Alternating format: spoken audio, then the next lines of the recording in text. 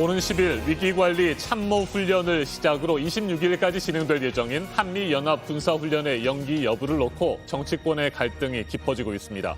더불어민주당을 비롯한 범여권의 국회의원 74명은 어제 남북관계를 개선하기 위해서 한미훈련을 연기하자고 주장했습니다.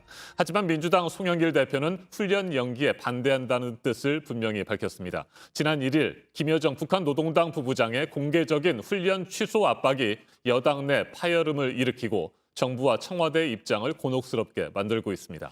네, 야당의 비판도 이어지고 있는데요. 이 한미연합훈련에 대해서 국방부의 입장은 아직 확정된 건 없고 한미 두 나라가 규모 등을 놓고 협의하고 있는 중이라는 겁니다. 예정대로라면 다음 주 사전 연습을 시작으로 그 다음 주부터 본 훈련이 진행이 됩니다. 유요한 기자입니다. 한미연합군사훈련 연기를 촉구하자는 성명에는 범여권 국회의원 74명이 참여했습니다. 더불어민주당 의원 61명을 비롯해 정의당 6명, 열린민주당 3명, 기본소득당 1명, 무소속 의원 3명 등입니다. 남북관계를 평화롭게 이끌기 위해서는 지금 이 상황에서 미국과의 군사연합훈련을 중단하는 것이 옳겠다. 이런 판단하에 김여정 북한 노동당 부부장의 훈련 중단 요구를 받아들여 남북 대화 재개의 명분을 만들자는 겁니다. 앞서 김 부부장은 지난 1일 발표한 담화에서 자신들이 합동 군사연습의 규모나 형식에 대해 논한 바 없다면서 한미연합훈련의 전면 취소를 요구했습니다. 민주당 송영길 대표는 훈련 연기는 맞지 않다며 단호하게 선을 그었습니다. 한미연합훈련은 한미 정부 간 협의 사항인데다 사실상 훈련이 시작된 만큼 되돌릴 수 없다고 다시 한번 강조했습니다. 이미 진행된 상황에서 이것을 북측의 김여정 부부장이 이야기를 이제 한 거잖아요. 그런 걸 이유로 연기하는 것은 맞지가 않다 이렇게 생각합니다. 계획대로라면 한미연합훈련은 다음 주 위기관리 참모훈련을 시작으로 16일부터 열흘간 본훈련인 연합지휘소 훈련이 진행됩니다. 국민의힘은 여당이 김여정 눈치 보기에 급급해하고 있다며 비판했습니다. 일방적으로 끊었던 남북 통신선을 복원하는데 왜 우리가 한미연합 훈련을 연기해야 합니까? 여당 내에서 한미연합군사훈련에 대한 의견이 갈리면서 훈련 여부는 점점 더 불확실해지고 있습니다. 국방부는 한미 간 각종 여건을 종합적으로 고려해 긴밀히 협의하고 있다며 연합훈련의 시기나 규모 등이 언제든 달라질 수 있다는 입장을 내놨습니다. JTBC 유요한입니다. 한미연합훈련을 예정대로 진행할지 말지를 놓고 우리 정치권이 다투고 있는 사이 한미 외교 당국자 등이 워싱턴에서 만났습니다. 지난달 27일 남북 통신 연락선이 13개월 만에 복원된 이후 첫 번째 대면 접촉입니다. 우리 외교부는 남북과 북미 대화의 조속한 재개 필요성을 확인했다고 전했습니다. 미 국무부는 한반도 상황과 함께 인도적 협력 문제를 논의했다고 밝혔습니다. 워싱턴에서 임종주 특파원이 보도합니다. 한미 국장급 협의는 현지 시간 4일 워싱턴에서 진행됐습니다. 임갑수 외교부 평화외교 기획단장과 정박 미국 대북특별 부대표가 만났습니다. 지난달 27일 남북 통신 연락선이 복원된 이후 처음 이뤄진 국장급 대면 협의입니다. 미 국무부는 보도자료를 통해 현재 한반도 상황과 인도적 협력 가능성을 논의했다고 공개했습니다. 외교부는 남북과 북미 대화의 조속한 재개 필요성을 거듭 확인하고 그 방안을 구체적이고 깊이 있게 협의했다고 밝혔습니다.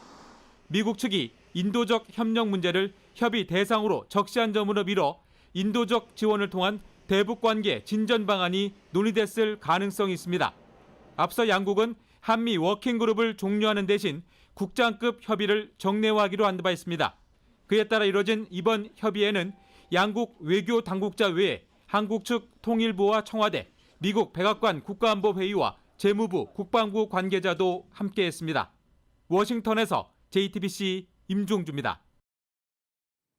코로나19 국내 신규 확진자 수는 오늘도 0시 기준 1,700명 안팎에 이를 것으로 보입니다. 어젯밤 9시까지 1,574명이 추가로 확진 판정을 받았습니다. 31일째 네 자릿수 감염자가 발생하고 있는데 비수도권 확진자 비율은 40%까지 올라갔고 위중증 환자와 사망자도 계속해서 증가하고 있습니다. 이에 따라 정부는 수도권 4단계, 비수도권 3단계의 사회적 거리 두기를 오는 22일까지 2주 더 연장하는 방안을 오늘 오전 확정해 발표할 예정입니다. 비수도권 지역에서도 상황이 심각한 자치단체들은 4단계 격상을 준비하고 있습니다. 윤영탁 기자가 보도합니다. 충북 충주에서 한 친목 모임 회원 60, 70대 10명이 집단 감염됐습니다. 최근 일주일 동안 90명 가까이 확진되면서 어제부터 거리두기 4단계를 적용했습니다. 경남 창원은 오늘부터 4단계로 올립니다. 청주도 4단계를 올리는 걸 검토하고 있습니다. 이렇게 되면 수도권을 포함해 전국 9곳에서 4단계가 적용됩니다. 어제 비수도권에선 역대 가장 많은 700명에 가까운 확진자가 나왔습니다. 전체 40%까지 비율이 올라갔습니다. 그러나 정부는 기존 단계를 2주 더 연장하는 쪽으로 가닥을 잡았습니다. 영업 제한 시간을 앞당기거나 비수도권 유흥업소 운영 중단 등의 조치도 빠진 걸로 알려졌습니다. 정부 고위 관계자는 기존 단계에서 방역 조치의 실효성을 높이는 방안으로 미세 조정 중이라고 밝혔습니다. 다른 관계자도 정부가 일률적으로 집합 금지를 하거나 운영을 제한하긴 어렵다고 말했습니다. 결국 최근 집단 감염이 발생한 업종 위주로 이른바 핀셋 방역을 하겠다는 겁니다. 전문가들은 2주마다 하는 땜질 처방으론 한계가 있다고 지적합니다. 1, 2주 전에 환자 수를 가지고 지금을 진단하고 미래를 대비해서 어떤 정책을 해서 이렇게 한다. 매번 실패하는 거죠. 정부는 당초 전국 봉쇄까지 시사했습니다. 확산세가 반전되지 않는다면 정부는 더 강력한 방역 조치를 고려하지 않을 수 없습니다. 하지만 사흘 뒤엔 3인 이상 모임 금지 조치가 자영업자들에게 지나치게 혹독하다고 말했습니다. 선제적 조치는 물론 메시지 관리에도 실패했다는 지적이 나오는 이유입니다. JTBC 윤영탁입니다.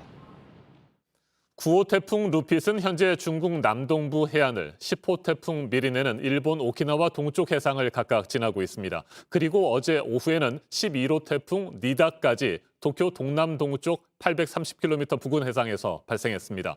일단 9호와 10호 태풍은 모두 일본 쪽을 향할 것으로 예상되는데 두 태풍이 서로 영향을 주면서 경로가 바뀔 수도 있습니다.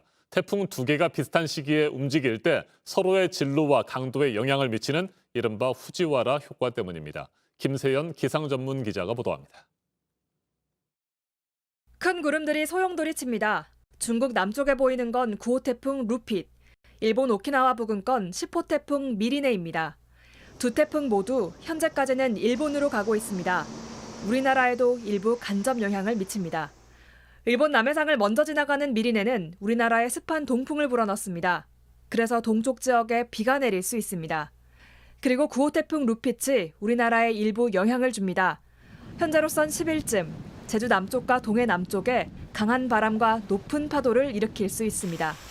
그런데 경로가 바뀔 수도 있습니다. 특히 두 태풍이 서로 밀고 당기며 경로에 영향을 주는 후지와라 효과 때문입니다. 실제로 2012년 15호 태풍 볼라베는 우리나라 서해상을 지나가면서 큰 피해를 남겼습니다. 14호 태풍 덴비는 중국 남부로 향하고 있었지만 볼라벤과의 후지와라 효과 때문에 경로를 바꿔 우리나라에 상륙했습니다. 태풍의 영향으로 무더위는 이어집니다. 우리나라 쪽으로 뜨거운 수증기를 불어넣기 때문입니다. 또 구름이 많아지면서 열이 빠져나가는 것을 막아 밤에도 열대야가 심해집니다. 기상청은 높은 습도로 체감온도가 오르면서 당분간 폭염특보는 이어질 것으로 전망했습니다. JTBC 김세연입니다.